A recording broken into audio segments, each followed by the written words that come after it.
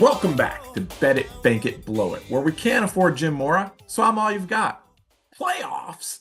I'm Jamie G, a proud member of Bills Mafia, and I'm here at Magnum to talk about our favorite bets and wagers for the divisional round games on Saturday. Got two of them on Saturday, Mills. It is a Saturday. It's not one of those Saturdays in the park or the 4th of July, but I do think it could be an excellent pair of football games. And hopefully, this is another excellent episode of Bet It, Bank It, Blow It, presented by Seize the Gap Fantasy Football. You can find our content wherever you get your pods and on YouTube. Find us on social media at Seize the Gap FF and find us on the web at seizethegapff.com. Simple and easy to remember, just like the flaps, FLAPS. Follow, like, and please subscribe. If you had fun, please make sure you hit the thumb. And you should know that we are not affiliated with DraftKings, but we are getting our odds from there. All information, odds, and wagers are accurate as of Thursday, January 16th, 2025. Once again, we've got a two-game Saturday slate, and Mills, I kind of like this one, if for no other reason than both of our favorite teams are playing on Sunday. Go ahead, ring the bell, baby, because it's time for the tail of the tape. The only stress we'll have on Saturday is the stress we bring upon ourselves with our lineups and wagers, but that's how we like it. Game number one kicks off at 4:30 p.m. Eastern Standard Time. You can watch it on ESPN, ABC, or ESPN Plus. The 7-2 Houston Texans are traveling to Kansas City to face the 15-2 Chiefs. Houston is currently an 8.5-point road dog, plus 340 on the money line, while the Chiefs are an 8.5-point home favorite, minus 440 on the money line. Game total is 41.5 points. This is going to be a cold one, maybe not as cold as those record-setting temps last year, but you're looking at a game time temperature in the low to mid 20s. You're going to have sustained winds over 10 miles an hour, gusts exceeding 20 miles an hour, so it's going to feel like it's about 10 degrees or colder. So if you are at the game, make sure you bundle up or be the cool shirtless guy who gets on television. The choice is yours. Game number two kicks off at 8 p.m. Eastern Standard Time. You can watch it on Fox. The 12-2 Washington Commanders are traveling to Detroit to face the 15-2 Lions. The Commanders are currently a 9.5-point road dog, plus 370 on the money line, while the Lions are a 9.5-point home favorite, minus 485 on the money line. The game total is 55.5 points, and you have no weather to worry about indoors at Ford Field. Let's go through these kind of one by one here with our overall thoughts. You were on the Texans last week, Jamie G. How are you feeling about them this week, traveling to Kansas City against the team you might hate the most post Tom Brady here in the Kansas City Chiefs? My feelings towards Kansas City are well known, and I stand by them. That said, Mills, look, going into last week, I really thought Houston's defense was going to be able to rally and limit the very limited offensive that is the Chargers, right? And if you can't run the football, the Chargers really can't do anything else outside of Lad McConkey. And so it kind of went down exactly how I thought. Houston's defense, again, I know they finished the season poorly, fell off, and you look at the injuries, you look at the record, all that kind of stuff.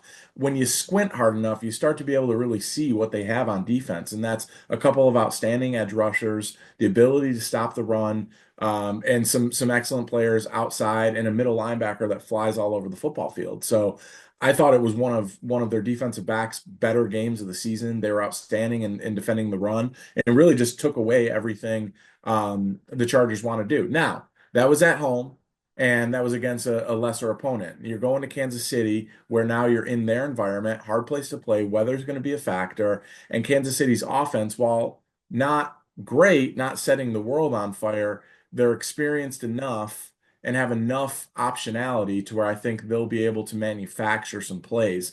I do think this game has the potential to be tight, but I would be lying to you if I was to say that I'm banging the table in a Houston upset. If you look at the last week, the Texas defense did so much for them. They didn't really need a ton on their offense outside of Joe Mixon and Nico Collins. Do you think there is a third player that could step up there? Maybe someone we'd be looking at in our props. Would it be, a Dalton Schultz, your guy Bobby Trees, maybe even get Damian Pierce going or something like that? Is there any third option there for the offense? Is CJ Stroud with his legs? Can you see any other way that they can matriculate the ball down the field? They're going to have to, Mills. To your point, I think Kansas City's defense is equally as good. at stopping the run. And I think they'll limit the explosives down the field from Nico Collins. And honestly, I worry about the protection because Spagnuolo is really good at setting up some exotic blitzes.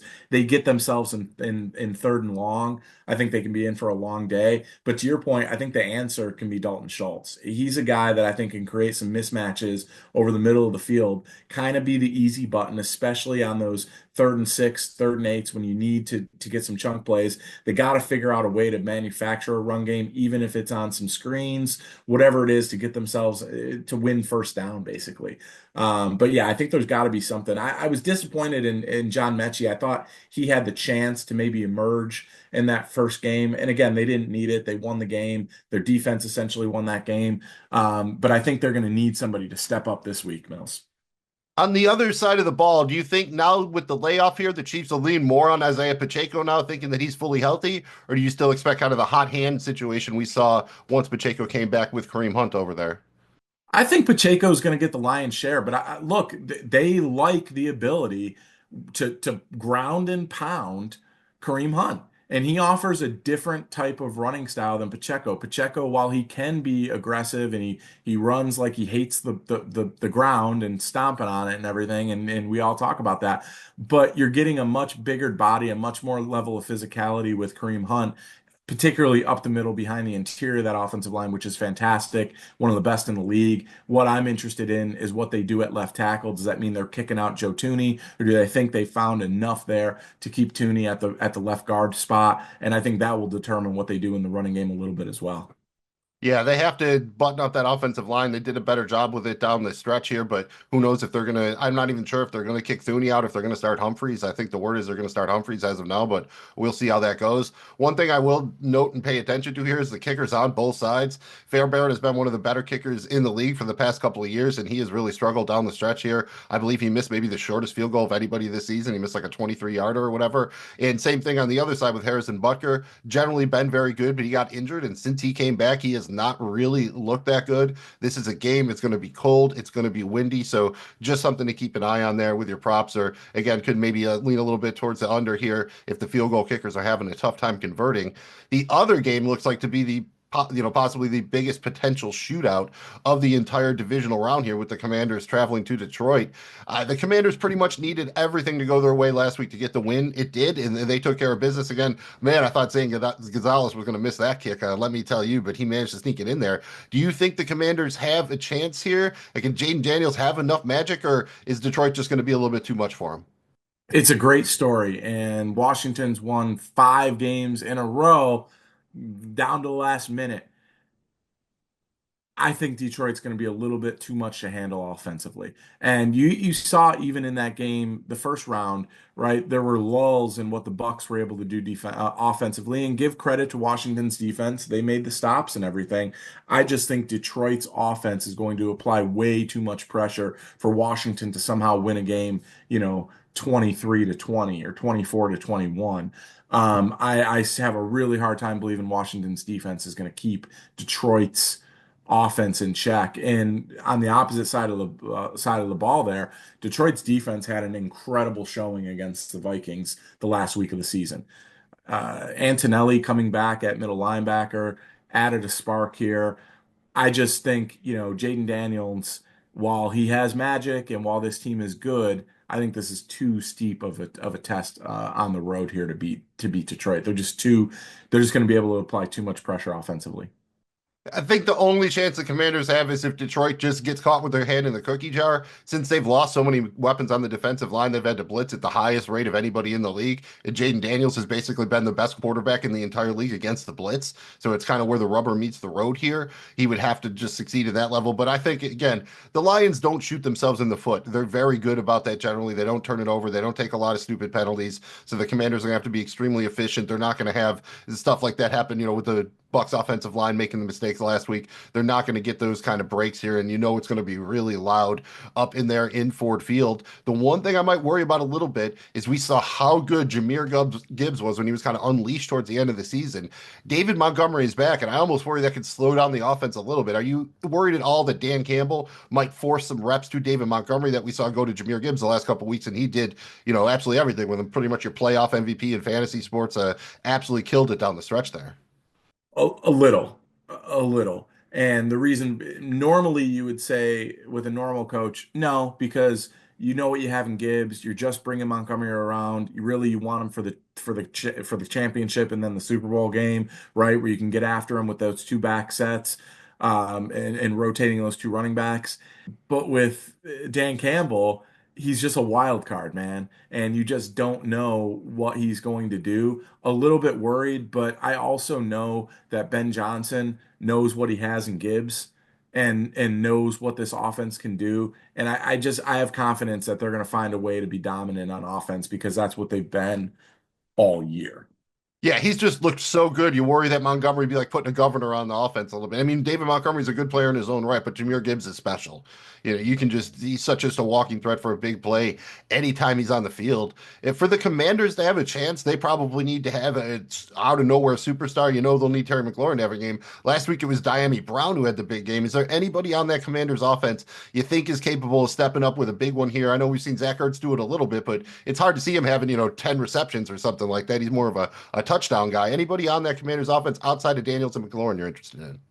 Mills, one guy that I would watch for is Zacchaeus. You've seen him kind of down the stretch have the game or two where he gets featured. We saw Dami Brown last week. I think this week it could be him, and see how he steps into that role. He was a guy that they really liked. And I think there's some connectivity there. He could get freed up, but I think it's going to be a combination. I don't know that they have one guy that can just completely say, you know what, I'm gonna get 7 catches and go for $120 and get in the end zone. I think it's going to be, 5 or 6 catches to Zacharias and maybe 3 or 4 to Ertz, and then maybe McLaurin gets his work a little bit.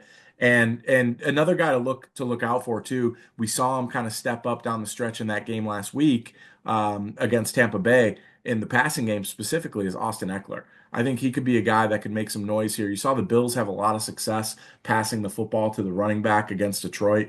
That tape is out there.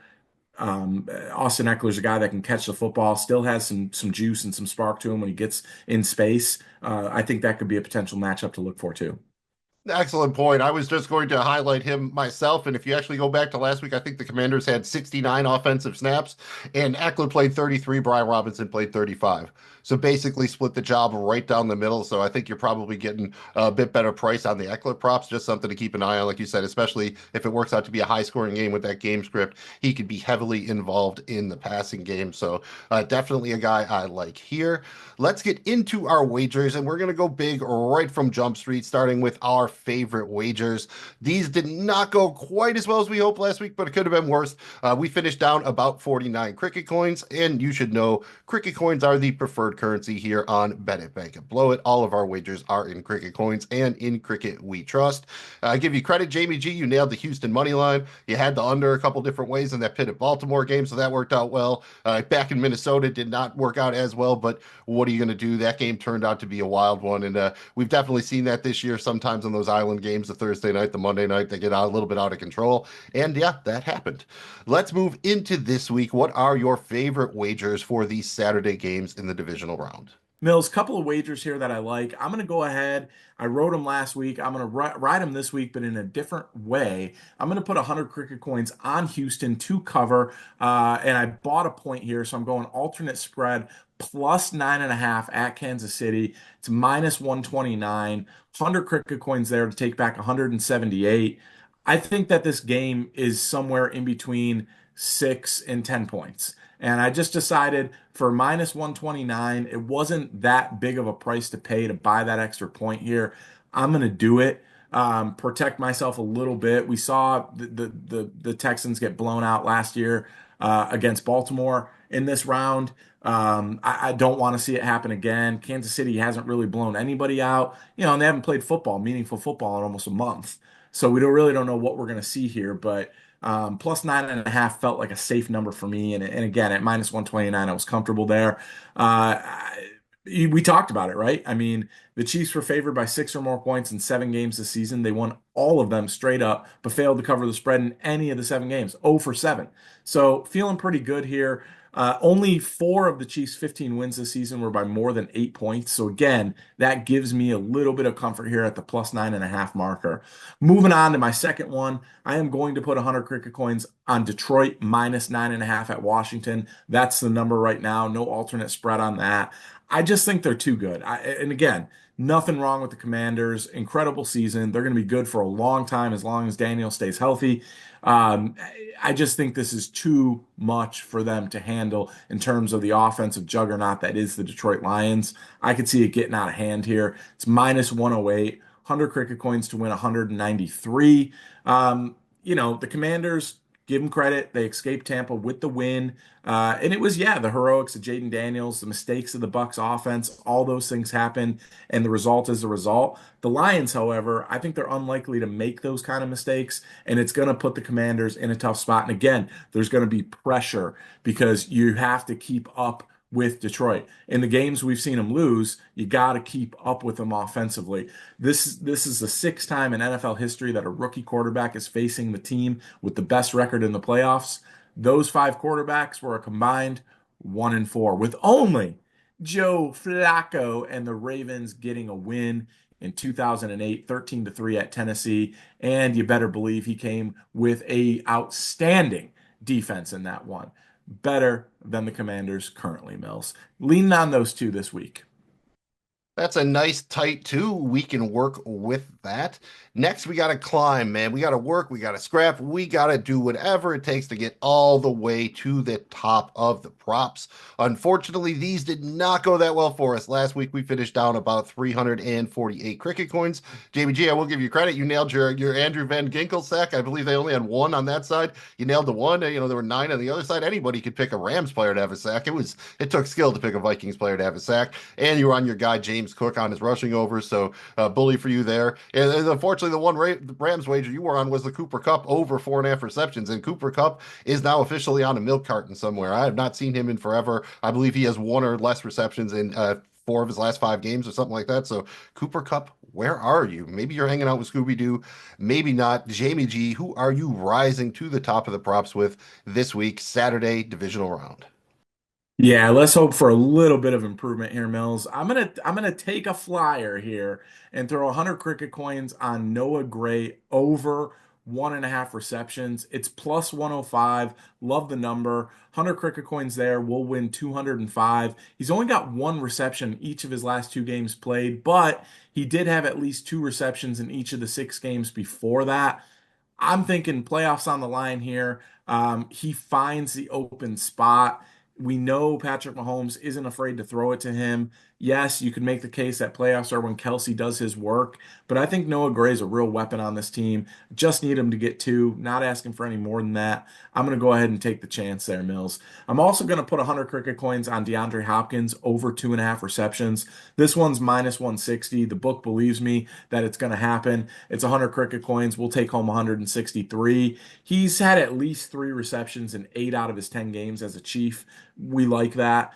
He'll, after only catching 2 passes in his first game as a Chief, he's had 3+ in 8 of his last 9. So this is kind of the thing with him. He's in that soft coverage. He finds the first down marker, gets it, falls. You can kind of see him as a move the chains guy, but he's also shown the ability to make a big play down the field. So I think he's been dying to get back in the playoffs. This is his time. I expect him to be a weapon here that they use. So I'm going to throw 100 on Hopkins over 2.5.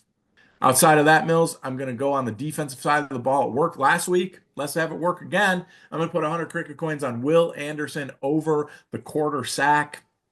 It's minus 115, 100 cricket coins to win 187. And despite their success this season, the Chiefs have been one of the worst sets. They have one of the worst sets of offensive tackles in the league and been very poor at protecting Patrick Mahomes. They've improved a little bit recently, but Mahomes was sacked multiple times in 11 of his 16 starts this season. That's 2 or more sacks in all those games. I'm feeling pretty good about the pressure that they can put with the young buck here, Will Anderson, coming off the edge. It'll probably be Donnell Hunter Mills, but for the sake of this, we're gonna ride with Will Anderson Jr. Getting that sack. Hey, maybe it'll be both of them. All Will Anderson has to do is just get in there for a quarter of the way, baby. Moving on to the next game, buddy. I'm gonna put 100 cricket coins on Jahmyr Gibbs, 90 plus rushing yards. That's plus 110. 100 cricket coins to win 210. Look, I know that early in that game last week, credit Washington's defense. They did a really good job slowing down Bucky Phillips in the rushing offense. I love Bucky Phillips. He's my guy. But I am not willing to put him in the same category as Jahmyr Gibbs. This number is a little bit high, but he has been so outstanding. And yes, we worry a little bit about David Montgomery coming back, but I just think that he has the big play potential here. I'm going to lean into him. He's rushed for 100 plus yards in in each of his last three games, and he hit the over on his rushing yards prop in 13 of 17 games this season. That's incredible considering it's been pretty high, the over under. So I like this one a lot, Mills. To me, he's the best player on the field for Detroit. I've got to lean into him. On the other side of the football, I'm going to put 100 cricket coins on Jayden Daniels to hit that 250 plus passing yards mark. I think he's going to be playing from behind. There's going to be a lot of pressure on him, and he's going to have to pass the football and find some ways to move the ball through the air to kind of keep up with this attack that Detroit has. It's plus 125. So nice number there. 100 cricket coins to win 225. He's hit the 250 plus passing yards in two of his last three full games. Prior to the Vikings' offensive implosion in Week 18, the Lions had given up 250 plus passing yards in four of their last five. So we like those numbers. That's good math. Shit, I mean, even prior to Week 18, they've given up at least 334 passing yards in three straight games. So you can pass the football against this team, and I think Jayden Daniels is going to have to for them to have a chance. Going to lean into both those, Mills. And Jamie G is a big fan of irony, which is why he owns a Bucky Irving rookie card signed by Bucky Irving as Bucky Phillips. So it's a very Yes. complicated thing that he's going on here, but it's a very, very prized possession of his. Mills, thank you for sharing that because viewers are probably like, "Who the hell is he talking about?" There's an inside joke. It's okay. You're cool now. Now you He get said it. it So so much that he can't help himself. He can only I say can't. Bucky Phillips. It's a, I have to. thank God it's not, Bucky the Buccaneer. It's not a Captain Fear there. Their mascot down there. Maybe he's going to appear in the Final Destination movies or what have you. Enough teasing us here, Jamie G. I know you like it. You know my tease. Give us your favorite teasers for this week. It did not work out that great last week. Yeah, you went 1 for 4, finished up down about 117 cricket coins. How are you going to turn it around this week? Tease us a little bit, but then you got to make with it at some point here. Yeah, we got to just not just tease, we got to actually close, and that's what we intend to do in the wild card round here. I got two. I got one two-legger, 6 point teaser here, Mills. I'm going to tease Houston up to plus 14 and a half at Kansas City, and I'm going to tease the Houston at Kansas City under up to 47 and a half total points. So that is minus 120 to do that. Feeling really good about Houston covering plus 14 and a half. And I think we get there on the under at 47 and a half too. So I really like this one. 100 cricket coins to win back 183. And then I've got a three-leg teaser with now, yes, we need three things to happen, but hear me out. This is a three-leg 7 point teaser. We're going to again tease Houston up to 15 and a half this time. Tease Detroit all the way down to minus 2.5, and then tease the Houston Kansas City under up to 48 and a half. Got a chance to double dip here and hit them both, Mills. I think we will. That is plus 130 odds for those three things in that leg, in those three legs. 100 cricket coins there to win back 230. Let's go. You know my tease. You got to be careful. You can't take the triple scoop and then try to dip it in the chocolate sauce there because then you might have the whole thing fall in. So the more scoops you have, the more careful you have to be if you want to add a little extra topping. Great advice. And not just sports betting, but in ice cream as Yeah, well. but definitely. It was mostly ice cream based. I mean, that's mostly what I was talking You about. know who would appreciate that, Mills? Raylan Givens would appreciate that. That's a He good would tip enjoy a for good, Raylan. good little bourbon and ice cream. There's nothing wrong with it. It's a again solid name for a justified podcast. A tease is great as long as you eventually deliver. Am I right? It is now up to Magnum Mills to deliver on our lottery ticket long shots. Mills, bust out the scratchers and show us a winner. I thought you were for sure going to say stand and deliver, but I will do my best. Otherwise, I have one of these in each of the games. In the Kansas City game, I'm going to take a flyer by putting 100 cricket coins on Hollywood, Marquise Brown to have 100 plus receiving yards. That is plus 1100, so 100 coins would bring you back 1200. The dude has just been targeted at an extreme rate. He's only played 2 games and he's been targeted on 15 of his 34 routes. That's 44%. That obviously won't hold as the sample size gets bigger, but you can tell that the Chiefs are really trying to work the ball to him, and he's probably going to be operating out of the slot primarily, so he's going to get the best matchup of the Kansas City wide receivers when he's going against the slot corner for the Texans, Miles Bryant. And he's one of these guys, he's got that big speed. If he can bust off a 40, 50-yard reception, you can really get there, halfway home in one play. I think he's got a great shot at taking this down. I love the odds on this one. And then in the second game, in the nightcapper, I think the Commanders are going to have to, just pull out every stop. There's nothing, it all has to be on the table here. They're going to leave it all on the field. So I'm going to put 100 cricket coins on Jayden Daniels to have 120 plus rushing yards. That's as high as they would let me go. It's plus 1200, 100 coins to bring back 1300. Not absolutely insane. He's done it this season. He had 127 yards in week 17 against the Falcons. And if you go back and put it in historical context, if he gets to 120, that would be the fifth most rushing yards in a playoff game by a quarterback. Right now, Michael Vick holds that at 119. And for the record, that is held by Colin Kaepernick with 181 rushing yards in that NFC Championship game against the Packers. So it's not that crazy. It could happen. And if it does, you'll be taking home some sweet, sweet cash. So just going with two straight up long shots here, 100 coins on Marquise Brown, 100 plus receiving yards, and 100 coins on Jayden Daniels, 120 plus rushing yards, getting it done one way or the other. We are approaching the end of the episode, and the clock says it's tripod time. We've got legs, and we know how to use them. Once again, we've utilized our proprietary formula to come up with a three-leg single game parlay for both games. You're welcome. You're welcome. Mills, please do the Vanna White thing and show us those legs. The pride of North Myrtle Beach, none other than Ms. Vanna White. And yeah, we were in the green on these in the wild card round. We went 2 for 6. We had one for each game, so we finished up 575 cricket coins, basically putting us up slightly overall for the wild card round. So we will take that. Moving into game one, leg number one, we're going to go with D Hop here. 3 plus receptions. That when you want to say gimme, you never want to say it's locked in there. It's only minus 160 on its own, but we're feeling good about 3 plus receptions for Hopkins. He's done it almost every game he's been with the Chiefs. And we're going to go to Marquise Brown. We're not going to be 100 yards aggressive. We're just going to take the over on 42.5 receiving yards. That's minus 110 on its own. And we got to spice it up a little bit. And so why not go with Travis Kelce? Anytime touchdown score plus 150. He's targeted at a high rate in the red zone, and I believe that the Houston Texans had they gave up touchdowns at the highest rate of any team in the red zone this season. So a lot lines up for Kelce there. If you take these three legs, D Hopkins 3 plus receptions, Marquise Brown over 42.5 receiving yards, Travis Kelce anytime touchdown. Your odds are plus 650, so 100 coins to bring back 750.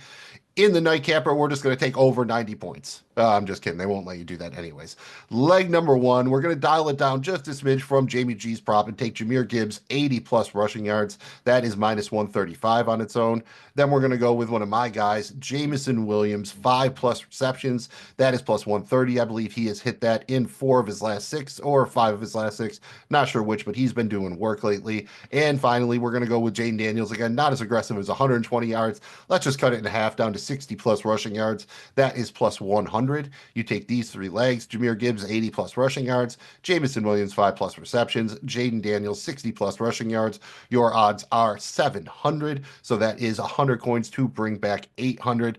Not too shabby. If you wanted to be really, really gangster and parlay the parlays together, your odds would be plus 5,900. I'm not recommending you to do that at home, but if you threw a buck on it and they both hit, you turn your buck into 60 bucks. So, whatever, if you got them both in the betting slip and you want to be a little frisky, it's out there. I'm just saying. I'm trying to will it into existence.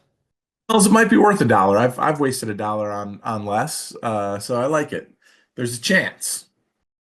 I'm good at wasting dollars. That's why I like the big bills. Once you break the big bill into smaller parts, it gets easier to spend. It really does. It really, really does. Same thing with my chips when I'm playing poker. When they're all evenly stacked, I'm less likely to call something I shouldn't because I don't want to break my beautiful stack. Anything else before we get out of here? No, I was never that good at the chip stacking and shuffling or whatever, and I definitely have embarrassed myself trying before. So Can you bridge? don't try Can you to work the bridge? not well. No, no, not well. I was not designed to be a close-up magician. I do enjoy the close-up magic, but I am no Joe Bluth. So know your role. That's a good thing to know this week, and it's the playoffs. And if you are emotionally invested in your favorite team, be easy. Don't hedge against yourself or go all in and double dip on your favorite team. It can get really tricky in the playoffs. I would basically recommend avoiding the team you root for the most unless you want to just get a little action on it or you're familiar with doing so. You want to throw an anytime touchdown out there or something like that, go for it. But I would not be putting a ton of wagers on a game you're emotionally invested in. Standing advice, and I took some notes because I will be doing just that come Sunday at 6:30. Thank you guys for checking out another episode of Bet It, Bank It, Blow It. We cannot do this without you. We love having you guys here each and every week, breaking down our top plays, tracking it, trying to win, trying to take some money back from that book because Lord knows they took enough from us. We love you guys. Make sure you drop the thumb and subscribe if you haven't already. Share the video. Let's create this community of people who want to get better at sports betting, who enjoy talking about it. That's what we're all about. We appreciate you guys. Drop a comment below. Let me know your favorite play on the Saturday slate. You tailing something we're doing? You got something else? Let us know. Drop a comment or hit us up on our social medias. Mills will let you know where you can find all of our stuff. Good luck on Saturday. Hope you guys make a ton of money. We might as well build a community because our attempts to build a self-sustaining economy have failed. I mean, we handed out the Patty's bucks, they brought them back, but then like, at what point do we get real cash? We're gonna have to check on that. But thank you for checking in on this episode of Bet It, Bank It, Blow It, presented by Seize the Gap Fantasy Football. Once again, you can find our content wherever you get your podcasts and on YouTube. Find us on social media at Seize the Gap FF. Same place on the web, seizethegapff.com. Nice and easy to remember, just like the flaps, FLAPS. Very crucial to our success. Follow, like, and please subscribe. If you had fun, please make sure that you've hit the thumb. I'm Magnum Mills. He is Jamie G. We can help you bet it. We can help you bank it. But blowing it is up to you.